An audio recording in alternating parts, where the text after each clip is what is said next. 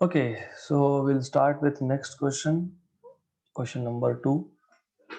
Three charges 4q, capital Q and small q are in a straight line in position 0, L by 2 and L respectively. The resultant force on small q will be 0 if. तो ऐसा एक straight line है. You have three charges 4q यहाँ पे, then at L by 2 because origin यहाँ पे है तो 0, L by 2 and L. Here you have capital Q, here you have small q. The resultant force on Q will be 0. मतलब मैं ऐसा बोल देता हूँ इसको, लोकेशन नंबर 1, 2 and 3. ओके, तो टोटल फोर्स ऑन 3 0 होने के लिए what will be the value of capital Q, ऐसा आपको पूछा है. तो total force on 3, it is because of two charges. Total force acting on 3 is equal to force on 3 due to 1 plus force on 3 due to 2, है ना. Third पे कौन से दो फोर्सेस लग रहे हैं, due to 2 and due to 1. इसको 0 होना है. क्लियर है यहाँ तक. तो आपको क्या सिर्फ फोर्सेस निकालने हैं. तो you know that force on 3 due to 1 is k q3 q1 upon r31 plus k q3 q2 upon r32. This should be equal to 0. अब इसमें से k q3 कॉमन निकाल सकते हैं एंड बचेगा q1 अपॉन r31. 3 और 1 में distance है l, करेक्ट. तो l देन q2 अपॉन, हाँ l स्क्वायर होता है फोर्स तो स्क्वायर आएगा, ठीक है, l स्क्वायर आएगा. Good. Then q2 upon distance between 2 and 3 that is l by 2. तो ये l by 2 का square l square by 4. This should be equal to 0. ये टर्म मैं यहाँ पे लेके जाके 0 कर सकता हूँ. Q1 था 4q upon l square plus ये 4 ऊपर जाएगा Q2 is capital Q upon l square equal to 0. मतलब आपको मिलेगा 4 capital Q by l square equal to 4 small q by l square with a negative sign. Cancel cancel, तो आपको मिल गया capital Q should be equal to minus Q. Option number A. तो total force जिसपे 0 बोला है small q पे, मतलब थर्ड लोकेशन पे रखा है, मतलब force at 3 is due to force due to first charge and second charge. मतलब इन दोनों का सम इक्वल टू 0 होना चाहिए. और आइडियली अगर आप थोड़ा लॉजिकली सोचोगे तो पहली बात तो ऑप्शन डी तो हो ही नहीं सकता. क्यों नहीं हो सकता? Direction. This has to be negative. अगर आपको यहाँ पे फोर्स 0 करना है तो ये चार्ज नेगेटिव ही होना चाहिए. क्यों? क्योंकि जो 1 पे चार्ज है 4q ये पॉजिटिव है, ये 3 पे जो चार्ज है उसको रिपेल करेगा. करेक्ट. अगर कैपिटल Q भी पॉजिटिव हो जाएगा तो वो भी रिपेल करेगा. तो you have two forces in the same direction, they just add up, they never cancel. तो कैंसल करने के लिए it was required to have capital Q as negative. तो ऑप्शन डी तो वैसे भी नहीं आएगा आपका. ओके, तो just option number A. Good enough. Simple question था. This is a joke if you have understood what I told you in the last session, that is yesterday. Charge Q is divided into two parts, Q and Q minus small q. If the Coulomb repulsion between them when they are separated is to be maximum, ratio of q by q should be.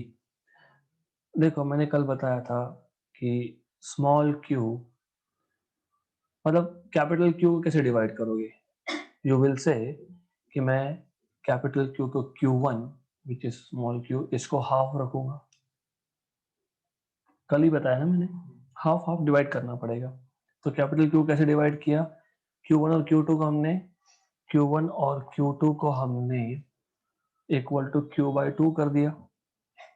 Correct, right. This is capital Q minus Q by the way. हमको requirement ही नहीं था इतना करने का. You just understand कि Q1 which is small q has to be capital Q by 2. मैंने कल ही बताया फोर्स मैक्सिमम होने के लिए दोनों चार्ज को इक्वली स्प्लिट करना पड़ेगा. Q by 2 Q by 2. तो Q1 which is small q that is Q by 2 मिल गया. Capital Q by small q is 2. Answer number A. Right, any doubts? ये कल का ही कर रहे हैं हम लोग. फोर्सेस मैक्सिमम होने के लिए चार्ज को इक्वली स्प्लिट करो. मतलब ये जो आपके पास स्मॉल q है इसको मैंने Q1 बोला है, इस Q1 को इक्वल टू Q by 2 करो. That's it, done. तो ये जो सेकेंड चार्ज के बारे में मैंने इंफॉर्मेशन दी उसकी जरूरत ही नहीं है यहाँ पे. डन.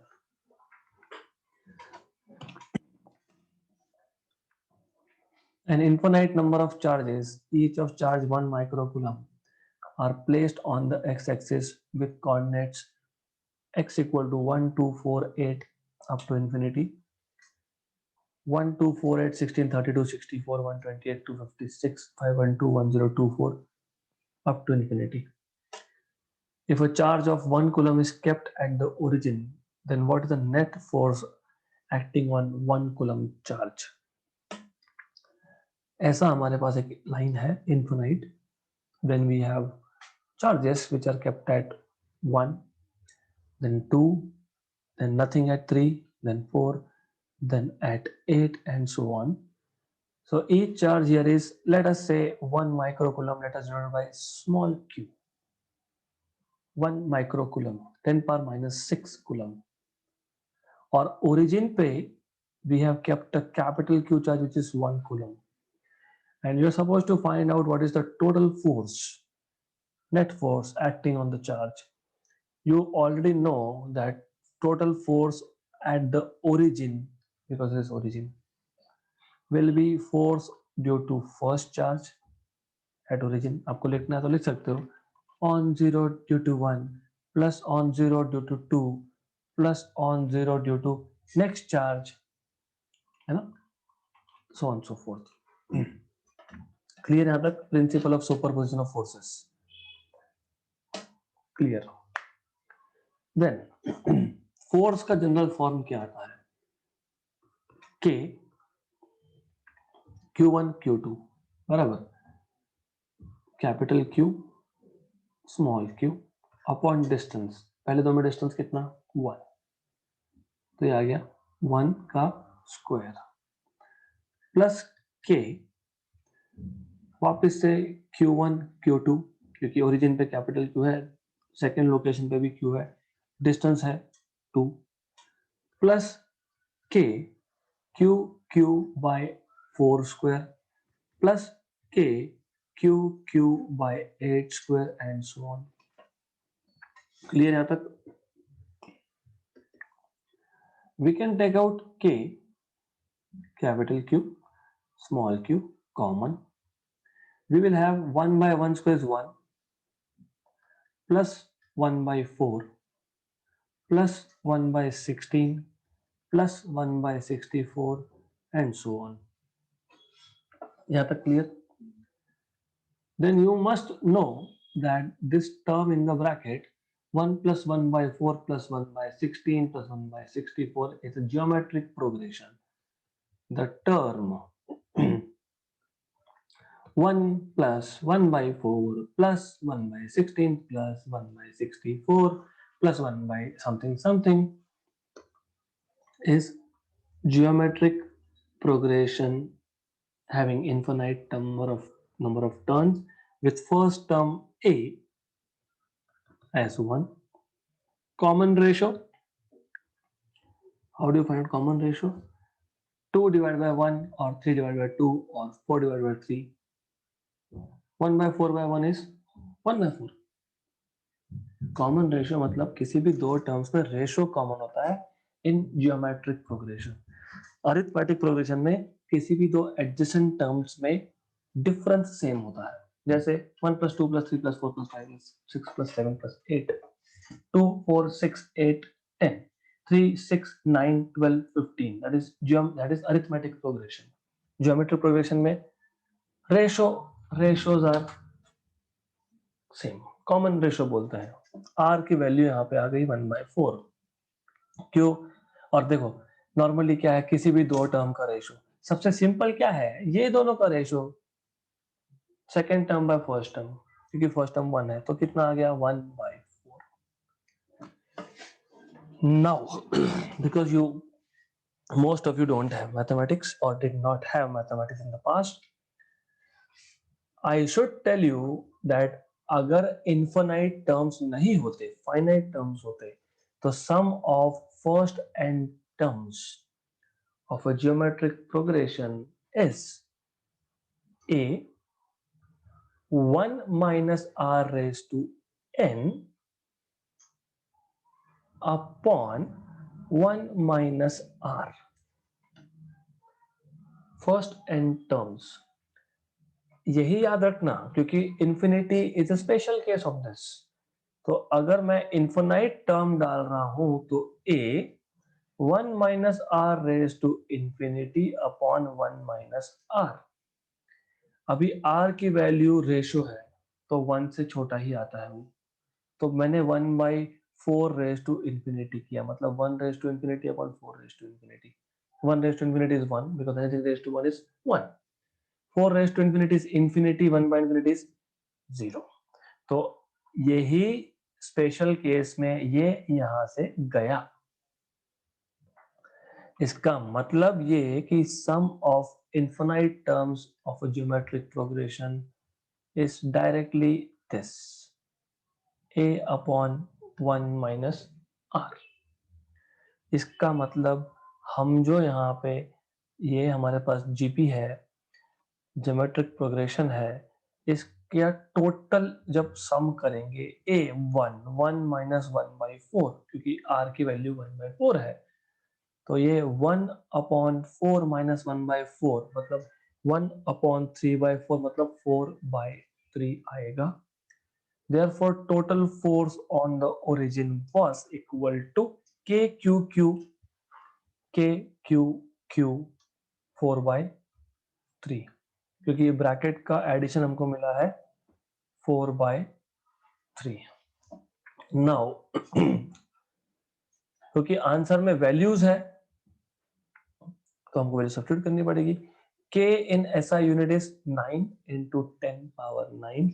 Q बोला था 1 कूलम, स्मॉल q बोला था माइक्रो कूलम, 10 power minus 6, 4/3.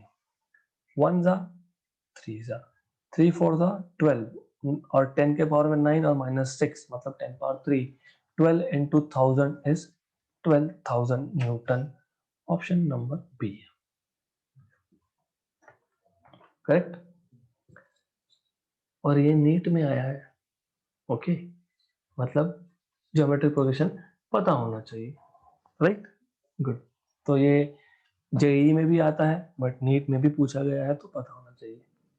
और इस क्वेश्चन के 4 वेरिएंट्स हैं. फोर्स पूछा है, आपको पोटेंशियल पूछ सकते हैं. What is the total potential at origin, तो बताना चाहिए. पोटेंशियल में के क्यू बाई आर, तो के Q one by R one plus K Q two by R two plus K Q three by R three and so on.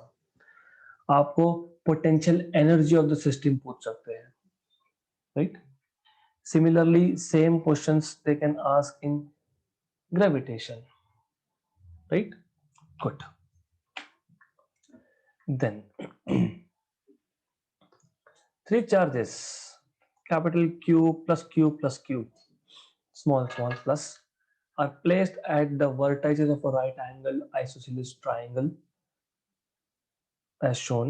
The net electrostatic energy of the configuration is zero if capital Q is equal to right angled isosceles triangle. का मतलब दो side same, मतलब ये D है तो ये भी D होगा, और ये आएगा root two D. This is D, this is D, this is root two D. Pythagoras theorem. Yes, बता रहा हूँ. Potential energy. तो अगर आपको याद होगा कि पोटेंशियल एनर्जी का फॉर्मूला बहुत रिसेंटली मैंने आपको बताया था कि अंदर कॉम्बिनेशन, इसको मैं अगर 1 बोलता हूँ, इसको 2 बोलता हूँ, 3 बोलता हूँ, Q1 Q2 by R12 plus Q1 Q3 by R13 plus Q1 Q1 वापस से Q1 Q2 Q3 by R23. तो नेट इलेक्ट्रोस्टैटिक एनर्जी मतलब पोटेंशियल एनर्जी जीरो होना चाहिए for what value of Q. तो सबसे पहले ये K को यहाँ शिफ्ट करके zero, we don't need it, right. Good. इसका मतलब Q1 Q2, Q1 पे क्या है कैपिटल Q, Q2 पे क्या है प्लस Q. डिस्टेंस कितना है 1 और 2 का D. वैसे ओरली बता सकता हूं मैं, I will tell you orally also. Q1 Q3, Q1 Q3 Q Q root 2 D plus Q2 Q3 Q2 is small q, Q3 is small q, तो square by distance equal to 0. Clear? Good. तो कर लो जो करना है, इसको D D common निकाल लो, Q common निकाल लो. Do it what you want to do. You can take out small Q and D common. तो यहाँ पे बचेगा कैपिटल क्यू प्लस यहाँ बचेगा capital Q by root two plus small Q equal to 0. Correct. यहां तक इस टर्म को यहां लेके जाके 0. हमारा इंटरेस्ट था to find out capital Q. Okay, तो पहले दो टर्म में से कैपिटल क्यू भी कॉमन निकाल लेते हैं हम लोग. 1 plus 1 by root two plus q equal to 0, मतलब equal to minus q, right. This is root two plus 1 by root two, root two plus 1 by root two. तो capital q root two plus 1 by root two equal to minus q, right. मतलब ये आएगा capital q is equal to minus 2 root two q upon 1 plus root two, है ना. अभी तो ऐसा option ही नहीं है क्या ऐसा ऑप्शन? हाँ है. कहाँ है? Option number B. कैसे ऑप्शन नंबर बी? सिर्फ रूट टू से मल्टीप्लाई कर दो तो वेरी गुड. तो आपको मिल जाएगा k is equal to minus root two q by 1 plus root two multiply by root two, तो minus 2q upon 2 plus root two, क्योंकि रूट टू से मल्टीप्लाई किया मैंने, तो रूट टू प्लस 2. ऐसा आएगा option number B. This is the value of capital Q for net electrostatic energy to be 0. Electrostatic energy मतलब potential energy of the system. Correct? Good. अब when I was saying oral, उस पे एक particular condition होती है that I will be taking in the next example, जो कि मैंने डाला है वहां पे, है ना. तो वो क्वेश्चन हम लोग कवर करेंगे कि how to solve such questions orally also.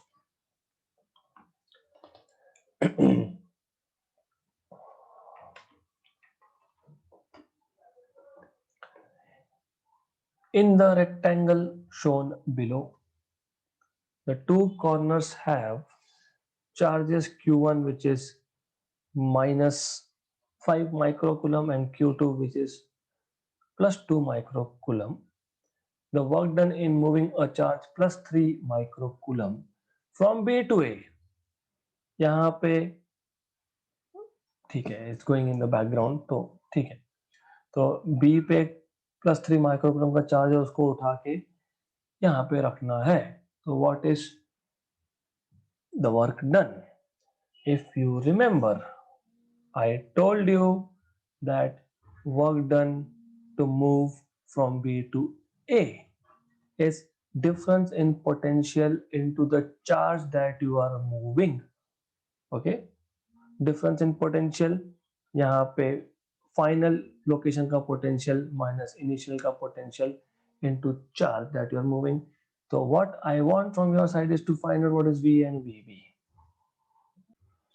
देखो ऐसा है कि when you want to find potential at A,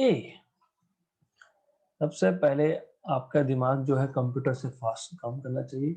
Potential at A will be potential due to Q1 at A and potential due to Q2 at A. That is K Q1 by distance of A point from 1, Q1 मतलब, plus K Q2 distance of A from 2. K common, उसको बाद में मैं करूंगा जो भी करना होगा उसके साथ. Q1 था -5 माइक्रो, -5 लिख दिया. R1A 1 Q1 और A का डिस्टेंस है 15 सेंटीमीटर, 15 लिख दिया. प्लस Q2 है कितना, +2 माइक्रो, तो 2 माइक्रो, और ये है 5 सेंटीमीटर. सेंटीमीटर और माइक्रो को मैं बाहर एडजस्ट करने वाला हूं. करेक्ट. ऐसा क्यों करने वाला हूं? क्योंकि हमको पता है, हमको क्या पता है, K की वैल्यू पता है. K की क्या वैल्यू है? 9 into 10 पावर 9. ऊपर दोनों चार्जेस में माइक्रो माइक्रो था, तो माइक्रो माइक्रो था, राइट. नीचे जो है, एक मिनट, नीचे जो है सेंटीमीटर सेंटीमीटर था, उसको मीटर में कन्वर्ट किया था, वो कन्वर्जन फैक्टर है. क्लियर? तो ये आपका 10 पावर 9 माइनस 6 इज +3, और नीचे से और आ रहा है तो +5, तो 9 into 10 पावर +5. करेक्ट. इसको आप जैसा चाहो क्रॉस मल्टीप्लाई करो, या फिर इसको 3 से मल्टीप्लाई डिवाइड कर लो, 6 15 चलेगा, है ना. समझे यहाँ तक? पक्का? कैलकुलेशंस. 6 minus 5 is 1, बराबर 1/15 into 10 power 5, राइट. अब K की वैल्यू ने 10 पर 10 दी है, तो that is my mistake because I did not pay attention. तो ठीक है, that is even better for us. क्यों? ये 10 पावर 10 बोला होगा, तो -6 इज 4 और +2 इज 6. आ गया. K की वैल्यू उन्होंने दिया हुआ है 10 पावर 10. क्लियर? तो ये आ गया potential at A. Similarly potential at B will be potential at B due to charge Q1 plus potential at B due to charge Q2, right. तो ये जो भार है ये तो वैसा का वैसा ही रहेगा, मतलब 10 पावर 6 तो इसके बाहर आने ही वाला है, isn't it? राइट. सिर्फ अंदर क्या था, Q1 मतलब -5, मतलब ये भी वैसा का वैसा रहेगा. Q2 क्या था, 2, लेकिन Q1 से A का डिस्टेंस यहाँ पे Q1 से B का डिस्टेंस लिखेंगे. Are you getting what I am saying, or you want me to write each and every step? It is okay if you are not getting it. Just tell me. I will write every step. Okay. So what I am going to do is सिर्फ ये है कि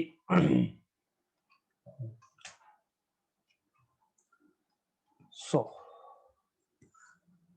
This is nothing but constant K, charge Q1, distance of 1 from B plus Q2, distance of 2 from B. K की value 10 power 10 दी हुई है. Good. दोनों में micro micro था क्यू में, तो मैंने माइक्रो माइक्रो निकाल लिया बाहर. नीचे सेंटीमीटर को मीटर मीटर कर लिया. Very good. तो ये हमको पता है कि ओवरऑल अब ये जो फैक्टर है, this factor is going to be 10 power 6. Q1 था -5 अपॉन पहले का डिस्टेंस, मतलब B से. Q1 का डिस्टेंस B से, Q1 का डिस्टेंस B से इज 5. ओके. प्लस Q2 का डिस्टेंस B से 15. तो ये आपका आ गया 10 पावर 6. ये जो है इसको आप 1 कर दोगे. 15 into -1 is -15 plus 2 is -13. -13 by 15. Clear? Potential at B. Work done to move from, कहां से कहां मूव किया था? B से A. Was what? The charge that you are moving was here, VA minus VB. अब ये बिना देखे ही आप बता सकते हो 2.8. कैसे? Do you remember VA? 1 by 15 into 10 power 6. और ये आपका आया नेगेटिव. नेगेटिव ऑफ नेगेटिव मतलब पॉजिटिव. पॉजिटिव 10 पावर 6 और 13 है वहां पे upon 15 into the charge that we are moving. I put down this value now. Good. मैंने क्यों बताया ओरल है? इसलिए बताया 1 plus 13 is 14 by 15 because denominator same था 10 पावर 6. जो चार्ज हम मूव करते हो 3 माइक्रोकुलम का था. 3 माइक्रोकुलम मतलब ये भी गया गया. 14 by 15 is less than 1 and 3 multiplied by a number less than 1 is less than 3. है ना? बराबर. तो अगर नहीं करना तो 1 जा and 5 जा. 14 by 5 is 2.8 joule. But what I said was, मैंने ये बोला 3 multiplied by 14 by 15. 14 by 15 is less than 1. क्यों? क्योंकि न्यूमरेटर छोटा है डिनोमिनेटर से. आप 3 को एक नंबर से मल्टीप्लाई कर रहे हो जो 1 से कम है, तो 3 से कम आएगा. एक ही ऑप्शन है 2.8 joule. How you were suppose to do it orally? कैसे? वो ऐसे. Potential at A is due to two charges, both are in microcoulomb, distances are in centimeter. Potential निकालने के time k q by r, k की value 10 power 10, q की value microcoulomb में है 10 power 10, 10 power -6, 10 power 4. नीचे centimetre को metre में convert करोगे 10 पावर -2, ऊपर जाएगा +2 मतलब 10 पावर 6. ये हो गया तुम्हारा constant factor outside the bracket. अंदर अब ए पॉइंट पे पोटेंशियल दो चार्जेस की वजह से है, -5 और +2. लेकिन -5 कितने डिस्टेंस पे है? ए से. ए से 15 सेंटीमीटर पे. राइट. तो पहला टर्म आएगा आपका वहां पे -5/15 प्लस दूसरा आएगा 2/5 मतलब 6/15 है ना.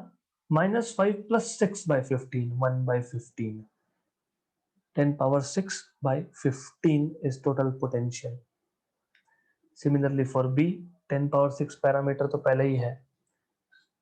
B -5 से कितने डिस्टेंस पे है? B 5 पे मतलब -5/5 is the first term in the potential of B. दो कितने डिस्टेंस पे है? तो 2/15. 2/15 माइनस 1 कितना होता है? हमारा 13/15। करेक्ट। 10 पावर 6 है ही वहां पे। मैं VA माइनस VB करूंगा, मैं 1/15 माइनस ऑफ माइनस 13/15 करूंगा, मतलब 14/15 होगा, right. 14/15 is less than 1 multiplied by the charge you are moving, क्योंकि वो फॉर्मूला में चार्ज भी आता है। 3 को मल्टीप्लाई करोगे विद नंबर लेस देन 1, तो answer will be less than 3, that is 2.8। Good. Next question. Two equal charges are separated by a distance d. A third charge placed on a perpendicular bisector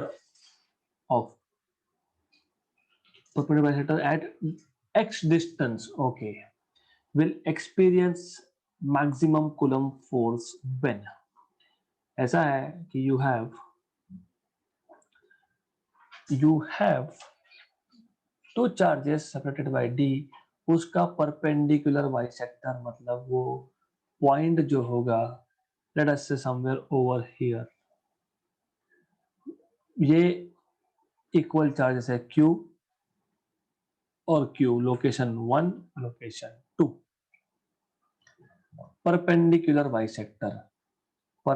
bisector का मतलब ये हुआ that this distance will become d/2 and this will become d/2, correct। this is x distance। यहाँ पे आप तीसरा charge रख रहे हो, some charge, I don't know what, so I'll call it as capital Q, right। तो what will be the maximum force? Yeah, it will experience maximum force when x की value in terms of d की value find करनी है, so that the force on capital Q is maximum। सबसे पहले आपको ये समझना है कि मैं कैपिटल Q को पॉजिटिव लूं या नेगेटिव लूं, doesn't matter, okay. Why doesn't matter? Positive लेता हूं तो रिपल्शन होगा, तो ये पहली लोकेशन पे जो चार्ज है वो भी रिपेल करेगा, दूसरी लोकेशन पे जो चार्ज है वो भी रिपेल ही करेगा, करेक्ट। गुड। देन इसके होंगे कंपोनेंट्स, एक यहां पे, एक यहां पे, और इसके भी होंगे कंपोनेंट्स, एक यहां पे और एक ऊपर की तरफ। फोर्स के components, force is a vector quantity, components. Good. तो ऐसा है, this is force on capital Q due to 1 and this is force on capital Q due to 2. These are components and components. The distance, this distance is x square plus d/2 का square का root, right? Hypotenuse is one side square plus other side square, square of hypotenuse है, a square equal to b square plus c square, तो a square का root a is b plus b square plus c square का square root, correct. तो ये distance भी तो वही होने वाला है फिर, है ना। इसका मतलब क्या होता है? इसका मतलब ये होता है force on Q due to 1 and force on Q due to 2, इसका मैग्नीट्यूड सेम है, क्योंकि charges involve and distances involve are same, and that is given by K, पहला चार्ज दूसरा चार्ज डिस्टेंस का square, distance is x square plus d/2 square का रूट का square, मतलब अल्टीमेटली यही। अरे मतलब बेसिकली r स्क्वायर होता है कि नहीं, अभी r क्या आया आपका, रूट आया, उसका स्क्वायर करोगे तो स्क्वायर रूट कैंसिल हो जाएगा। यहां तक क्लियर? 100% क्लियर। लेकिन जब हमने कंपोनेंट्स देखे तो ऐसा हुआ कि कंपोनेंट्स में अब डिपेंड करता है, अगर आप इसको थीटा बोल रहे हो, if you calling this as theta then this becomes theta. Why? Vertically opposite. इसका मतलब ये आपका आ गया FQ2 cos थीटा और ये आ गया आपका दूसरा वाला FQ1 cos थीटा और ये इक्वल एंड अपोजिट कैंसलेशन. और क्योंकि FQ1 और FQ2 मैग्नीट्यूड में सेम है, they are same in magnitude, I can safely call both of this to be just F. तो ये F है, ठीक है. I'll just not make much mess here. समझ गया आपको मैं क्या बोल रहा हूँ. This is F. तो आप बोलोगे कि net force will be F cos theta F cos theta. तो 2F cos theta. क्लियर?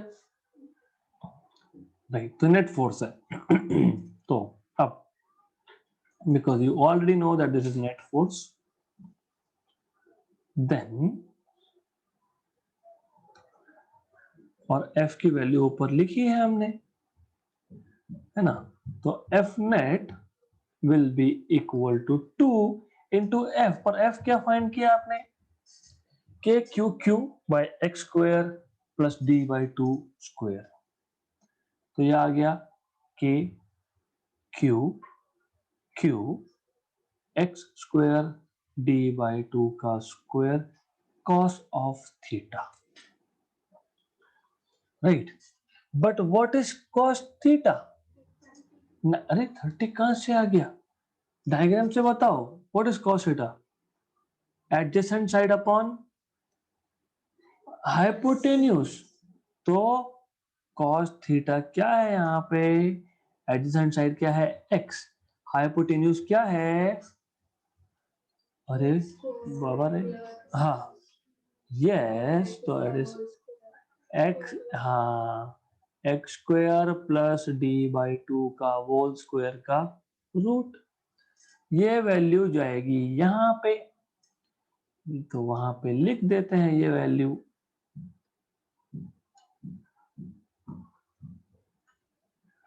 तो ये आ गया आपका x upon x square plus D by 2 का स्क्वायर का हाफ, है ना. अरे सिंपल बताऊं क्या? इसको मैं अगर r बोलता हूं ना, r. हाँ. तो ये जो नीचे है ना, ये x बाय r है और ये जो है ये r का स्क्वायर है. तो r square into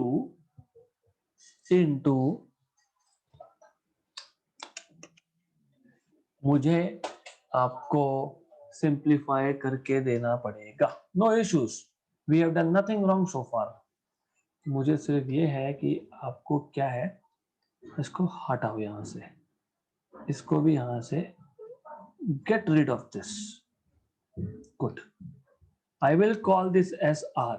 Happy? Good. Good. Force में क्या आता है? R का स्क्वायर आता है. गुड. गुड.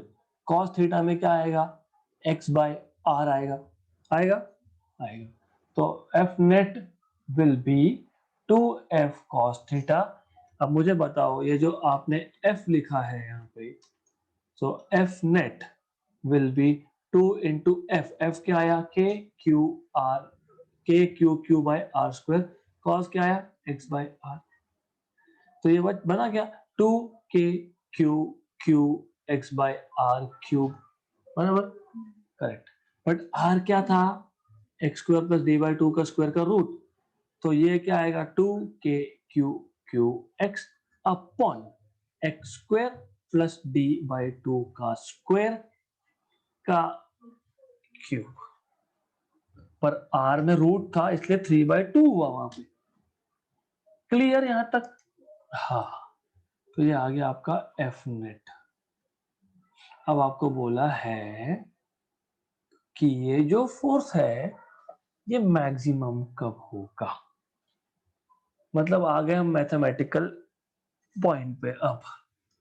अब मैंने कल जो आपको बताया था कि फोर्स मैक्सिमम कब मिनिमम कब ग्राफ से, वो हमने ग्राफ ड्रॉ किया था। स्लोप 0 होना चाहिए। कल के एग्जाम्पल में चार्जेस को स्प्लिट कर रहे थे हम, फिर डेरिवेटिव लिया था विद रिस्पेक्ट टू Q1। क्यों? क्योंकि वहां पे चार्जेस चेंज कर रहा था, डिस्टेंस फिक्स था। Is it clear? इस एग्जाम्पल में are we changing charges? No, what we are changing is x, right? You cannot change d, so you're changing x. So you will say that the force is maximum if force is maximum if df net force with respect to x is 0. The derivative of force with respect to the variable distance, that is x, is 0. It brings you to this point that d dx 2kqx upon x square plus d by 2 का square का 3 by 2 equal to 0. This is constant. It will go outside, यहाँ से यहाँ पे 0. मतलब ultimately derivative of x upon x square plus d by 2 square raised to 3 by 2, this should be equal to 0. बाप रे, बहुत बड़ा एग्जाम्पल है ये तो। फिर अभी कैसे करेंगे? अभी तो आपको derivative of u by v पता होना चाहिए, या u into v पता होना चाहिए। u into v या u by v एक ही चीज है बाय द वे। तो d dx ऑफ x, इसको मैं ले जाता हूं ऊपर by multiply putting a negative sign here.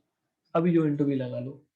u as it is derivative of second term, हाँ,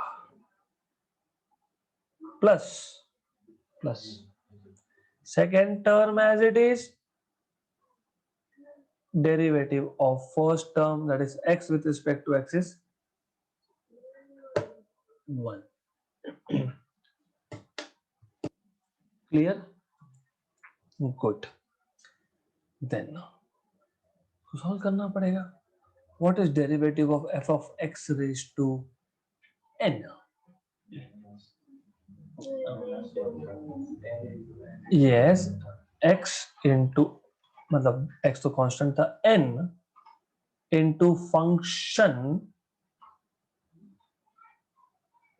n minus 1 into derivative of this function plus इधर कुछ तो वेट कर रहा है हमारा, x square plus D by 2 का square raise to minus 3 by 2 equal to 0, right? Good. तो इसको सिंप्लीफाई करना पड़ेगा, करते हैं। Minus 3x by 2, what is minus 3 by 2 minus 1? ये यहां से आया, ये दूसरा टर्म में u into V, u into V, u as it is, v का derivative v as it is, u का डेरिवेटिव u था, x dx by dx is 1। तो ये ऊपर का नीचे का जो माइनस 3 बाई 2 पावर के साथ है वो एज इट फॉलो होगा, क्योंकि हम लोग अभी इसका जब डेरिवेटिव लेंगे, है ना, तो ये इतना सिर्फ पहले टर्म से आया, दूसरा टर्म तो एज इट इज चल रहा है। By the way, no, you need not to worry about this. This is JEE question. अभी आ गया है तो मैं ले रहा हूँ, तो I shouldn't be skipping. नहीं तो आप बोलोगे कि डिफिकल्ट क्वेश्चन स्किप कर देते हैं, बोलते हैं JEE। ये JEE क्वेश्चन है, बता दे रहा हूँ, don't worry about it. So this is x square plus d by 2 का square raise to minus, what is 3 by 2 minus 1? Minus 2.5, that is minus 5 by 2. Derivative of this is just 2x, और ये plus वहां पे left hand side में गया तो minus होगा, minus होगा x square plus d/2 bracket square raise to -3/2। बाप रे लंबा है, नो इश्यूज। ये 2 और ये 2 गया, -3x² और ये माइनस और माइनस को भी प्लस कर देता हूं मैं, I don't like to keep negatives, तो ये आ गया।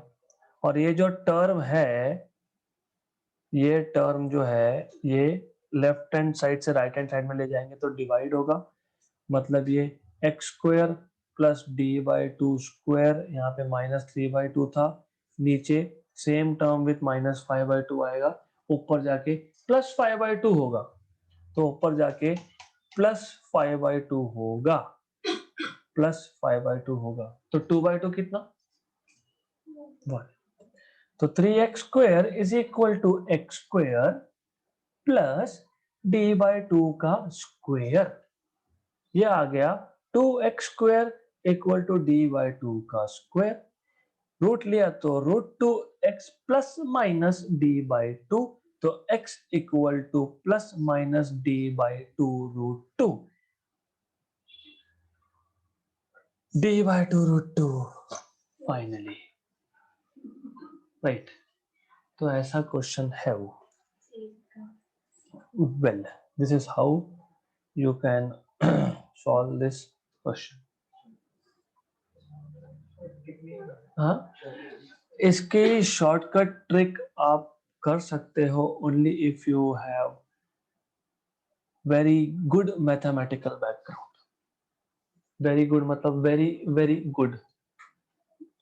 तो बाकी मैं आपको शॉर्टकट इतना बता सकता हूँ up to this point. ये ऐसा है, ये तो सिंपल है।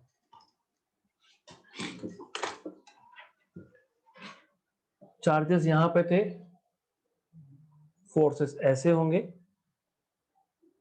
कैप मतलब direction of forces, horizontal components cancel होंगे, वर्टिकल ऐड होंगे, this cancelled out, addition, right.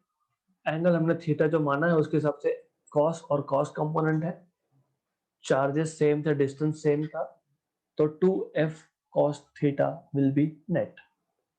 यहां तक शॉर्टकट हो सकता है, इसके आगे shortcut is not possible because derivatives आपको लेना पड़ेगा। गुड, तो you can safely skip this question. I wanted to take this क्योंकि बहुत दिन से मैंने खुद में ऐसा बड़े बड़े क्वेश्चन नहीं किए and I want to do it, so it reminds me of my master's time, 4 page के इंटीग्रेशन सॉल्व करते थे हमने, so you need to know this. Well, anyways, if the magnitude of intensity of electric field, magnitude of intensity of electric field मतलब electric field E in short, at a distance x on axial line and distance y on equatorial line of a given dipole are equal, then x is to y is. सबसे पहले आपको electric dipole का अच्छे से पता होना चाहिए। Electric dipole में आपके पास equal and opposite charges separated by some distance 2l होता है, this is l, total distance 2l, ये होता है इक्वेटोरियल लाइन, और यहाँ पे ये जो लाइन है this is axial line, right. मैंने आपको बताया था डिस्टेंस हमेशा यहां से मेजर करोगे, ये है x डिस्टेंस एक्सियल लाइन पे, और ये पॉइंट यहां लेता हूं मैं, ये है y distance. Electric dipole, dipole, what is electric dipole, what is dipole, dipole moment बताओ मुझे। To yes, it is always directed from negative to positive. Electric potential due to dipole on axial line was 1 by 4 pi epsilon 0 p bar dot r cap मतलब p cos theta upon r square, याद है? Do you remember electric field on potential on axial line? इस line को बोलते हैं axis, axial line, इसको बोलते हैं equator, Do you remember potential at axial line was given by 1 by 4 pi epsilon 0 p cos theta by r square, and potential at equator was 0. Potential was 0, electric field नहीं. Good. तो ये पता होना चाहिए. Now, do you know the formulas of electric field? मैंने shortcut बना के रखा है उसका. But do you know the formulas of electric field at axial line and at equatorial line? Do you remember? Do you remember? Simple है. नहीं पता. 1 by 4 pi epsilon 0 2p by x cube, or along equatorial line is 1 upon 4 pi epsilon 0 p by distance cube. तो सिर्फ axis के equation में एक 2 extra आता है न्यूमरेटर में, और इक्वेटर पे नहीं आता है. क्लियर? यहां तक clear? According to the question,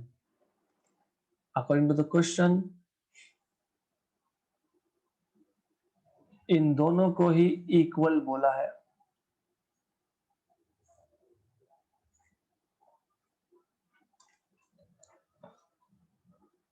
बराबर बोला है ना. Electric field at a distance x on the axis equal to electric field at a distance y on the equator. Cancel cancel cancel cancel. और रेशियो क्या पूछा है? x is to y. तो x cube by y cube 2 आया. तो x by y cube root of 2 आया. तो cube root of 2 is to 1. खत्म. फॉर्मूला पता होना चाहिए. Potential along axis of a dipole is 2p नहीं. मैंने पोटेंशियल पूछा.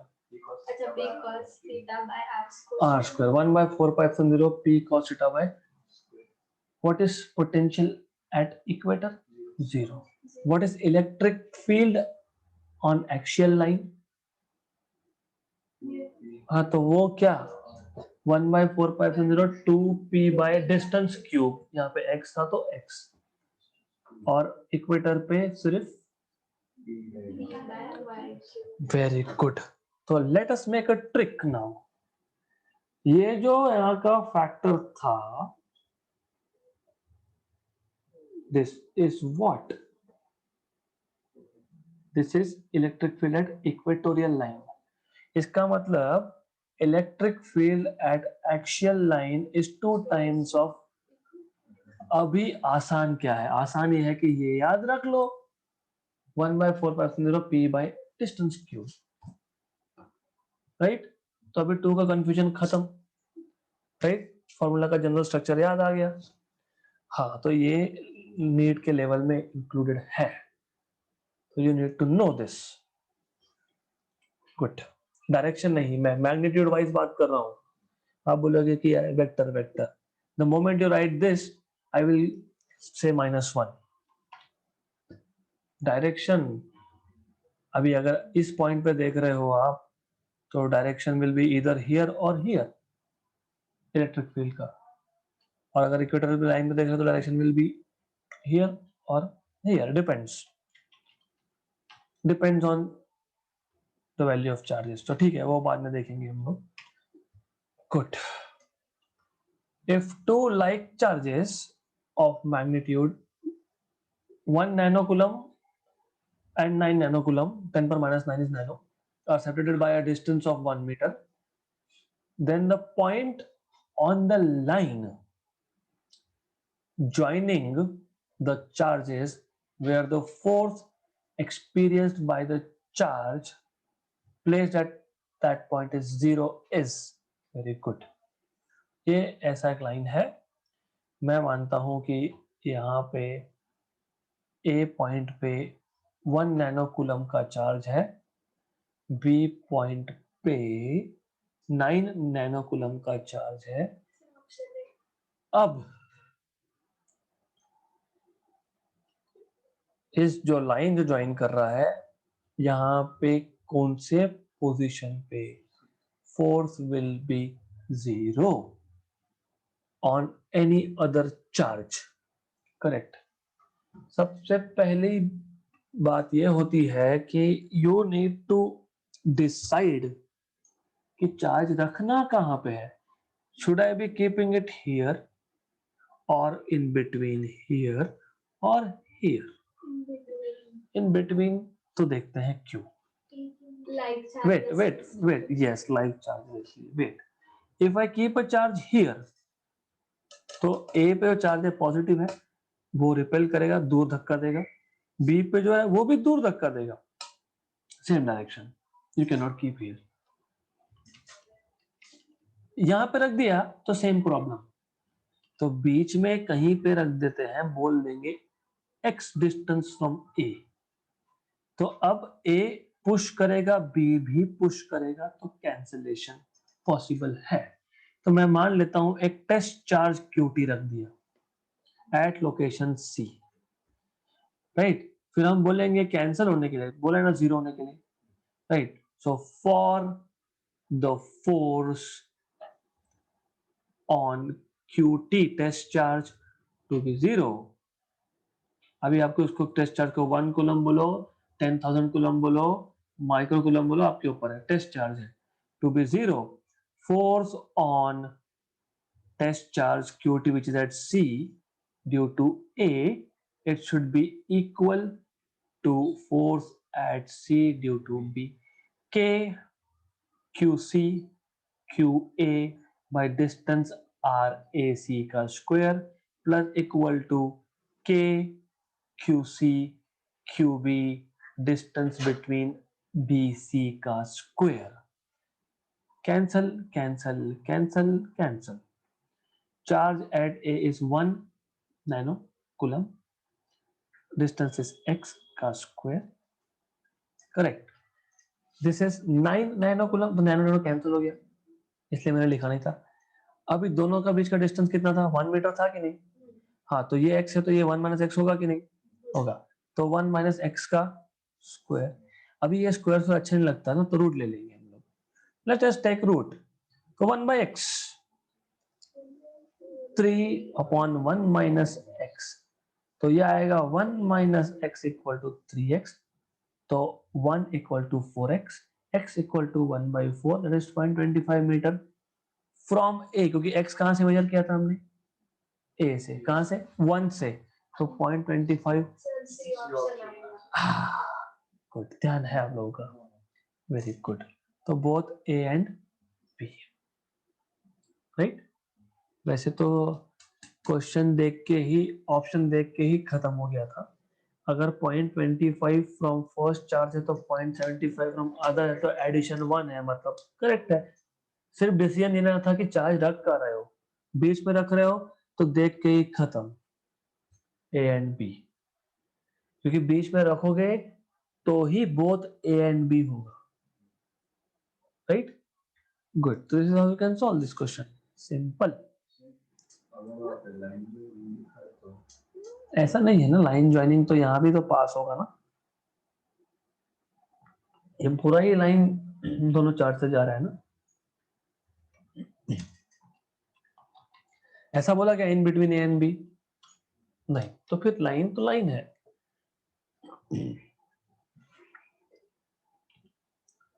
Next question, charge q is divided into two parts which are then kept at some distance apart, the force between them will be maximum। ये तो बहुत बार हो गया हमारा, छोड़ दो। an electric charge 10 पर -3 माइक्रो कूलम, मतलब 1 नैनो कूलम, 10 पर -3 फिर -6 is placed at origin। Two points A and B are situated root 2 and 2 0 respectively। Potential difference between these 2 points will be, तो ऐसा करते हैं हम लोग, पहले दिखा देते हैं origin, राइट। एक origin था, फिर देखो सबसे पहले to understand that how to draw diagrams here। This is a 2-dimensional problem। कैसे, origin तो 0 0 है, फिर 2 0 है, स्ट्रेट लाइन चल रहा है, 2 0 मतलब x की वैल्यू और 0, लेकिन रूट टू मतलब then you will have basically this is a 2 dimensional problem. Good. अब ये x ये y, इलेक्ट्रिक चार्ज कहाँ रखा है आपने? ओरिजिन पे. बराबर. गुड. उसके बाद एक पॉइंट जो है A वो कहाँ पे है? x एक्सिस पे है, राइट. B पॉइंट कहाँ पे है? एक्स वाई प्लेन में है. रूट टू 1.414 मतलब यहाँ पे कहीं तो आएगा बी पॉइंट जिसकी वैल्यू रूट 2 और रूट 2 है, राइट. कैसे उल्टा हो गया? कैसे उल्टा हो गया? अच्छा, ए रूट ठीक है, फिर क्या फर्क पड़ता है? ये इसको बी बना देते हैं, इसको ए बना देते हैं, इसमें फर्क नहीं पड़ेगा, but just for your satisfaction. क्यों फर्क नहीं पड़ेगा बताता हूं मैं. मैंने इसमें 0 आएगा, ये मेरा एक्सपेक्टेशन है आंसर का, इसलिए वो ए लिखो बी लिखो कोई फर्क नहीं है नॉर्मली. चार्ज कहाँ है? ओरिजिन पे. कितना है? कितना है? 1 नैनो कूलम 10⁻⁹. आपको क्या बोला है? पोटेंशियल डिफरेंस बोला है ना, तो पोटेंशियल निकालो. व्हाट इज पोटेंशियल एट ए? के क्यू बाय डिस्टेंस. डिस्टेंस कहाँ से? चार्ज से. चार्ज कहाँ पे है? सिर्फ ओरिजिन पे. ए और बी सिर्फ पॉइंट्स है, वहां पे चार्ज नहीं है. How do you find out distance between origin and this? अरे distance formula, under root of x2 minus x1 square plus y2 minus y1 square. x2 is root 2, y2 is root 2, x1 is 0, y1 is 0. तो distance of a point RA is under root of root 2 square, root 2 minus 0 square plus root 2 minus 0 का square. मतलब ये आ गया आपका 2 plus 2 मतलब 4 मतलब 2. बराबर. मैंने इसलिए बोला कि यहाँ पे आंसर 0 आएगा. क्यों? बिकॉज वी ए इज के क्यू बाई 2 मतलब आर ए है ना. आर ए 2 आया, और तो देख ही रहा है आर बी कितना है. आर बी तो 2 ही है. आर बी 2 ही है ना, क्योंकि वाई कोऑर्डिनेट 0 है, तो distance is just x coordinate is 2. तो आर ए और बी सेम आया. Potential difference delta v between A and b, तो v b minus v a. हाँ, तो के q by r b minus k q by r a r b same है, तो 0 since r a and r b are equal. इसलिए इस case में ए और बी कहाँ दिखाया? कोई डिफरेंस नहीं था इस केस में, only in this. The same will be for root 3 और 3 0. root 3 and 3 0 है ना. root 3 square plus 3 square.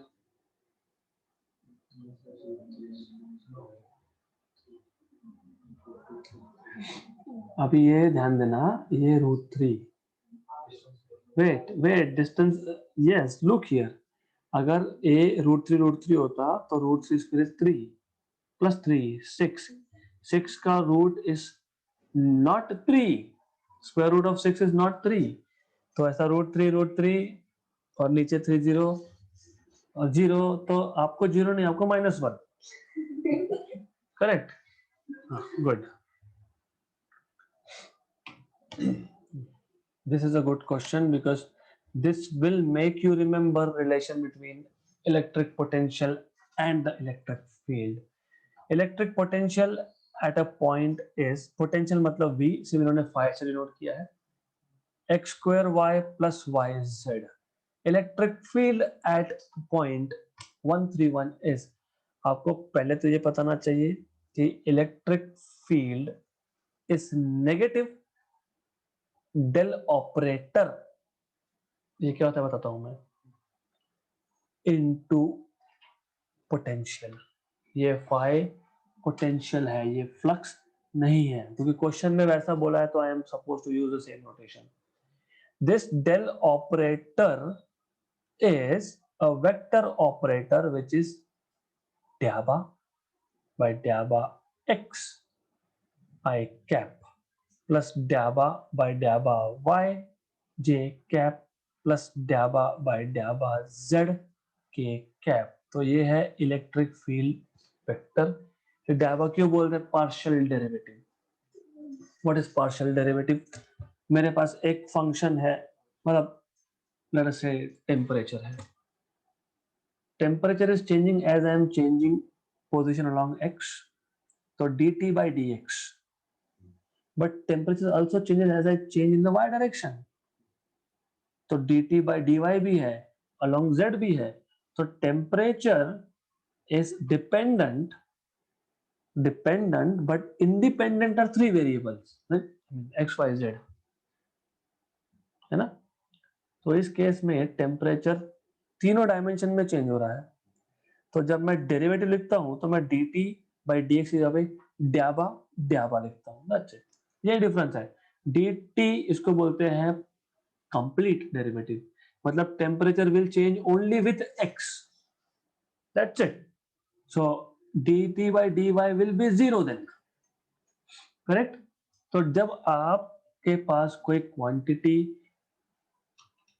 x में, y में, z में चेंज हो रही है, तो आप क्या करते हो? आप d की जगह पे ड्याबा लिखते हो, which says it is partial derivative.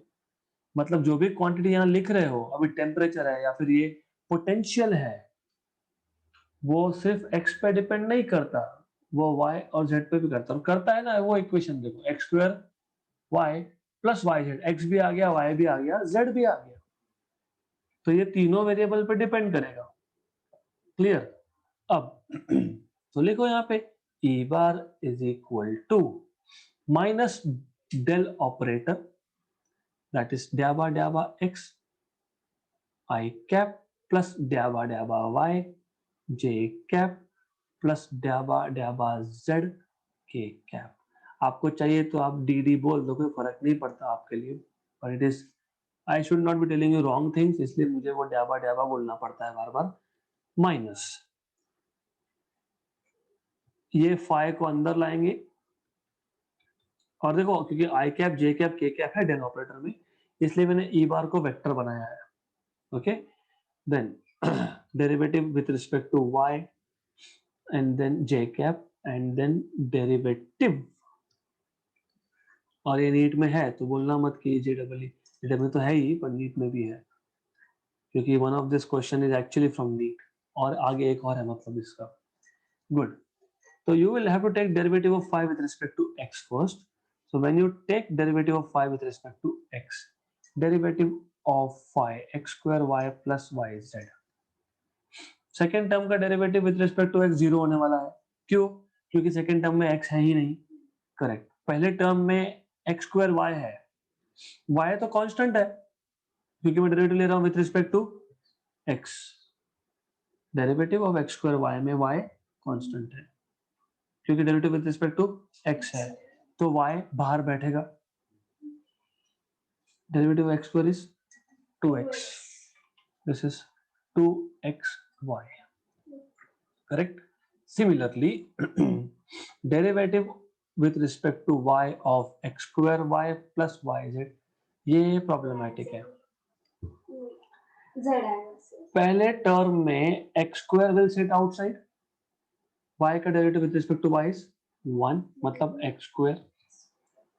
दूसरे टर्म में z will sit outside, dy by dy is 1, तो z आ गया।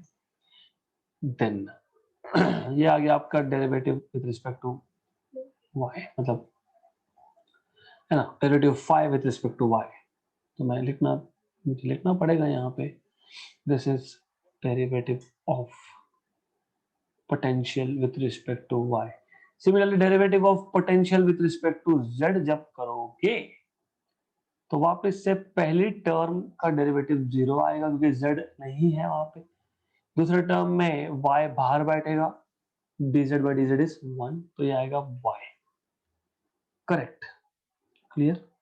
हमें क्या क्या मिला? हमें मिला ड्याबा phi with respect to x as 2xy, ड्याबा phi with respect to y is x square plus z, and ड्याबा this phi with respect to z is y, मतलब electric field E is minus, क्योंकि minus sign outside था, भूलना नहीं, और ये पूरा टर्म, ये पूरा हमने डेरिवेटिव लिया। तो और आई cap j cap k cap भी है इसके साथ, पहली टर्म के साथ आई कैप है तो आई कैप लिखोगे, दूसरी टर्म के साथ जे कैप है तो जे कैप लिखोगे, तीसरे के साथ के कैप है तो के कैप भी लिखोगे, लिखना पड़ेगा, नहीं लिखोगे तो आंसर गलत आएगा। तो यह है आपका 2xy I cap plus x square plus z j cap plus y k cap. आपको कहां बोला है फाइंड करने के लिए? 131 पे, if I am not wrong, 131। x की वैल्यू 1 मतलब 2 into 1, y की वैल्यू 3 आई कैप प्लस x की वैल्यू 1, 1 square is 1, z की value 1 j cap plus y की वैल्यू 3 3 k कैप। मतलब this is 2 into 3 6 i cap plus 2 j cap plus 3 k cap. यह है electric field इन vector form. हमको चाहिए magnitude, मतलब under root of 6 square plus 2 square plus 3 square, 36 plus 4 plus 9, 49 का square root 7। तो answer 7 होना चाहिए। नहीं अगर है तो then we did some mistake. we actually I don't know, let me check if there should be, ideally होना चाहिए 7, तो 7 आना चाहिए,